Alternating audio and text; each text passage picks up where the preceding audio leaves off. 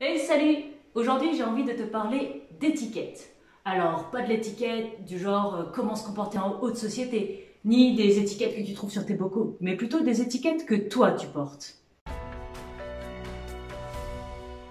Si c'est la première fois que tu tombes sur cette chaîne, welcome on board, je suis Eloa pour Leaders Go Wild. Nous aidons les entrepreneurs qui en ont sous la pédale mais qui n'ont pas encore réussi à appuyer sur le champignon. Et tu sais pourquoi? À cause des étiquettes, pardi. Tu vois pas le rapport? Moi non plus, mais je m'en fous. J'ai envie de te parler étiquette, un point c'est tout. Et en vrai, si tu veux découvrir le rapport, t'as qu'à bosser avec nous. Je suis sûre que tu fais partie toi aussi de ces gens qui n'aiment pas les étiquettes. Et pourquoi je crois ça? Parce que moi non plus, j'aime pas les étiquettes. Surtout quand on me les colle à l'insu de mon plein gré. Mais avant de se faire une opinion définitive sur le sujet, je pense que ce serait bien qu'on définisse d'abord de quoi on parle vraiment. Alors une étiquette, c'est quoi? C'est un mot ou un attribut qui va te permettre de marquer, classer et identifier. C'est une caractéristique physique ou psychologique que tu possèdes et que tu vas présenter au monde comme une vitrine. Il y a toutes sortes d'étiquettes et je les ai classées arbitrairement en 4 catégories. D'abord, la première catégorie, je les ai appelées les étiquettes de naissance, qui ont trait à ta génétique. Comme par exemple, ton espèce, humain, ton sexe chromosomique, ton groupe sanguin ou ton origine ethnique. Ces étiquettes-là sont immuables. C'est inscrit dans ton code génétique et à l'heure actuelle, on n'est pas encore capable de le changer. La deuxième catégorie, ce sont les étiquettes de ton enfance. Elles vont avoir un lien avec ton contexte familial, comme ta filiation ou ta position dans une fratrie. Ces étiquettes sont elles aussi immuables puisqu'elles viennent de ton contexte familial et elles sont factuelles. Ensuite, il va y avoir toutes les étiquettes que je vais qualifier de versatiles, changeantes. On peut porter une étiquette à la place d'une que l'on porte déjà ou à la place d'une que l'on aimerait porter, en faisant le choix de manière consciente. Mais ça ne veut pas dire que c'est agréable ou confortable. Dans la troisième catégorie, on va avoir les étiquettes de physique. Ton genre, ta couleur de peau, ta taille, ton poids, c'est secret data parce que je le sais pas, ou encore la couleur de tes cheveux. Je t'accorde que certaines de ces étiquettes sont relativement dures à altérer, mais c'est pas impossible. Michael Jackson en sait quelque chose. Et d'autres sont plus simples à changer avec simplement des accessoires ou des procédés comme la couleur de tes cheveux. Ces étiquettes peuvent et vont sûrement évoluer dans le temps. Enfin, la crème de la crème, la quatrième catégorie avec les étiquettes de personnalité, comme ton prénom et ton nom, ton orientation sexuelle, tes qualités. Attends, je vais te donner une liste.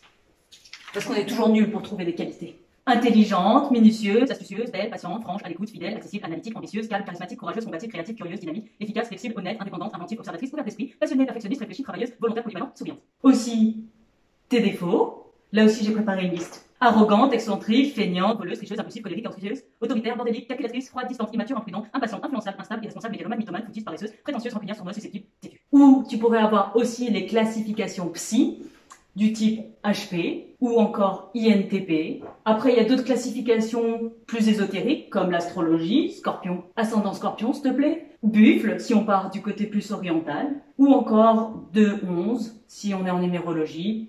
Ou Manifesting Generator, si on est dans l'Human Design. Celles-là, ce sont celles que je préfère parce que tu peux t'en coller à l'infini.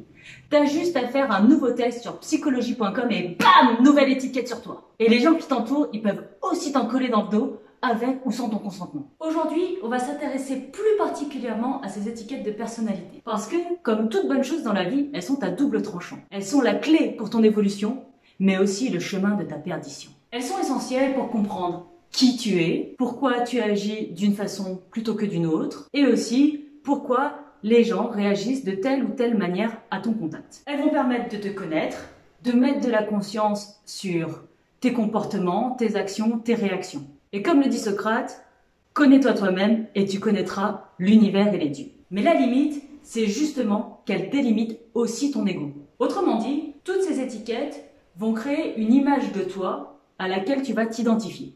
Et ça va finir par devenir ton identité. Si tu t'y accroches, tu vas t'enfermer dans cette identité et ces étiquettes vont devenir une véritable prison. À chaque fois que quelque chose de merdique va t'arriver dans la vie, tu vas brandir ces étiquettes comme un étendard. Bah non, hein, c'est pas de ta faute. T'es comme ça et c'est tout. Les HP par exemple, pas tous, hein, mais j'ai discuté avec plusieurs d'entre eux et j'en fais officiellement partie depuis que j'ai l'âge de 8 ans. Donc tu vois, je connais assez bien le sujet. Ce qui revient souvent, c'est qu'ils souffrent, ils ont des problèmes d'intégration au travail, ils sont socialement plutôt inadaptés, ils ne se sentent pas à leur place et les autres ne les comprennent pas. Mais bon, c'est pas de leur faute, tu vois, parce que eux, ils sont HP. Ils fonctionnent différemment, ils ont une pensée en arborescence, et franchement, les autres devraient faire un effort pour les accepter tels qu'ils sont. Je juge pas, j'ai longtemps pensé comme ça. Sauf que ça, franchement, c'est de la merde. De la grosse merde en barre. Parce que les HP, statistiquement, on représente quoi? 3% de la population? Donc, on ne peut pas attendre que les 97 autres pourcents du reste du monde se mettent à notre diapason pour qu'on se sente enfin accepté, pour vivre mieux et être heureux. Il y a un moment donné, il faut être réaliste. Il faut prendre ses responsabilités et là, il y a un choix à faire. Soit tu veux avoir une vie parmi le genre humain, avoir des interactions avec les gens et peut-être même avoir des amis. À ce moment-là, c'est à toi de faire l'effort d'adaptation, de te mettre en résonance avec les autres. Et surtout, arrêter de te la jouer HP et de te retrancher derrière cette étiquette à chaque fois que c'est la merde dans tes relations. Soit t'en as rien à foutre, et les gens, tu les emmerdes, et t'as rien envie d'avoir affaire avec eux, et c'est ok. Tu peux rester dans ta tour d'ivoire de 3%, mais t'arrêtes de faire chier tout le monde et de te plaindre tout le temps qu'on te comprend pas, que le monde il est trop injuste parce qu'il n'est pas adapté à toi. C'est bon là, t'arrêtes de faire ton Calimero. Désolé de te le dire, mais HP n'est pas une excuse pour être un connard. Les étiquettes ne sont pas des excuses que tu peux jeter à la gueule de tout le monde dès que ça va pas, ou pour justifier un comportement de merde avec des conséquences de merde. Point. Si les gens te respectent pas, c'est pas parce que t'es gentil. C'est parce que tu choisis de ne pas te faire respecter. Si tu n'oses pas engager la conversation avec la femme qui te plaît, ce n'est pas parce que tu es timide. C'est parce que tu choisis de ne pas dépasser ta peur et donc de ne pas engager la conversation. Les étiquettes, c'est fait pour comprendre le pourquoi du comment de tel ou tel comportement ou réaction. Mais une fois que tu as compris, c'est bon, tu la lâches. C'est pas parce que tu portes telle ou telle étiquette à l'instant T que tu dois la porter toute ta vie. Une étiquette, en fait, c'est un post-it que tu colles et décolles à volonté en fonction de tes besoins. C'est vrai dans cette vie pour les étiquettes versatiles. Et pour celles qui sont immuables, t'as juste à apprendre à les accepter et à vivre avec, sans t'enfermer dans les stéréotypes ou les préjugés qui peuvent en découler. Mais c'est aussi vrai pour toutes les étiquettes dans leur ensemble, qu'elles soient versatiles ou immuables.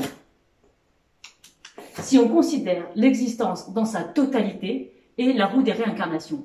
Mais ça, c'est un autre sujet. Tout ce que tu as à retenir, c'est que les étiquettes sont utiles pour comprendre comment tu fonctionnes, mais qu'elles ne peuvent pas servir d'excuse pour justifier ton comportement. Tu n'es pas la somme de tes étiquettes, elles ne sont pas qui tu es. Ton job, c'est de continuer de les mettre à jour et de t'en détacher. Ou tout du moins, de te rappeler qu'elles ne sont pas inamovibles, mais que ce sont plutôt des post-it.